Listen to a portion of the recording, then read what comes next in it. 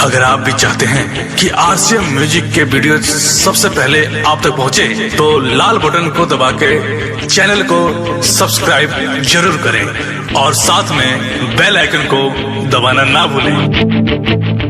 RCM music present बोली बोली मैहर वाली की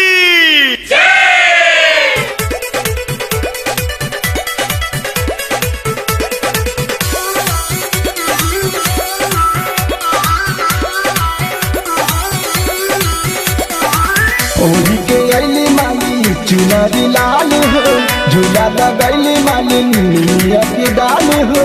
म्यूजिक बाय सुभाष राज।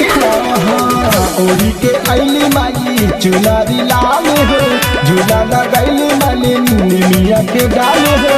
लागल बारे समक डोरिया हो, आरे डोरिया हो, झूलली झूला माई निमिया के गछिया, झुर झुर बहे बयरिया हो। झूलेली झूला माई निमिया के गछिया, झुर झुर बहे बयरिया हो। बोला बोला खावे वाली मैया की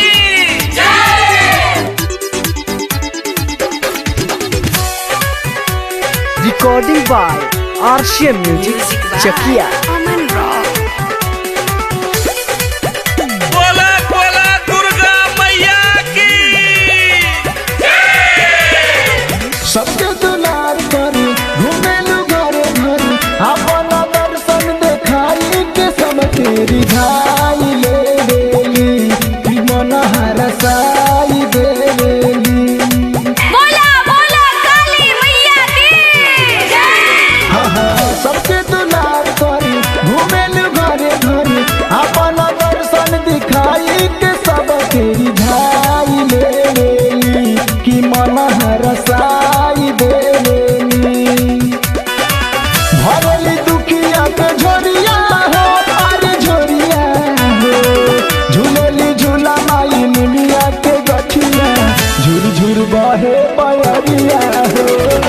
झूलेली झूला माई निमिया के गछिया, झुर झुर बहे बयरिया हो।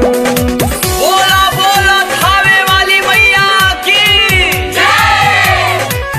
रिकॉर्डिंग बाय आरसीएम म्यूजिक चकिया।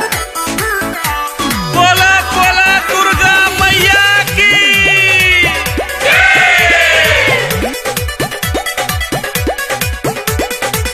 रउए दया से माई नौसाद गावतारी, रैतरोरी नौसनी के पचरा नौ दिन उपवास रहेले, रउआ पर विश्वास करेले। बोला बोला काली मैया की जय। रउए दया से माई नौसाद गावतारी, रैतरोरी नौसनी के पचरा नौ दिन उपवास रहेले, रउआ